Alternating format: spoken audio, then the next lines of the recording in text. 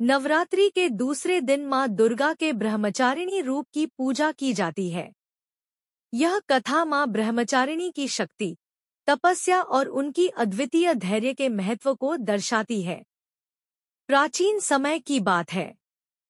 हिमालय की पुत्री देवी पार्वती शिव जी को पति रूप में प्राप्त करने के लिए कठिन तपस्या करने का संकल्प ले चुकी थी। उनके मन में बस एक ही इच्छा थी, महादेव को अपना पति बनाना।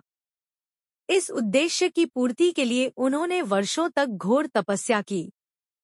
इस कठिन तपस्या के दौरान उन्होंने केवल फल फूल और बाद में सूखे बेल पत्रों का ही सेवन किया। वर्षों बीत गए और उनकी तपस्या इतनी कठोर हो गई कि कई वर्षों तक उन्होंने जल का भी त्याग कर दिया। उनकी इस कठिन तपस्या के कारण सभी देवता और ऋषिमुनि भी आश्चर्यचकित हो गए।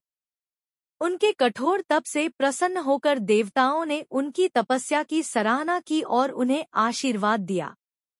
उनकी तपस्या और धैर्य की पराकाष्ठा देखकर स्वयं भगवान ब्रह्मा प्रकट हुए और बोले, हे पार्वती, तुम्हारी तपस्या और भक्ति से मैं अत्यंत प्रसन्न हूँ।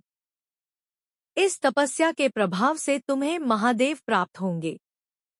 तुम्हारे इसी स्वरूप को भविष्य में ब्रह्मचारिणी के नाम से पूजा जाएगा। ब्रह्मा जी का आशीर्वाद सुनकर देवी पार्वती ने अपनी तपस्या को विराम दिया और कुछ समय बाद भगवान शिव ने उन्हें अपनी अर्धांगिनी के रूप में स्वीकार किया।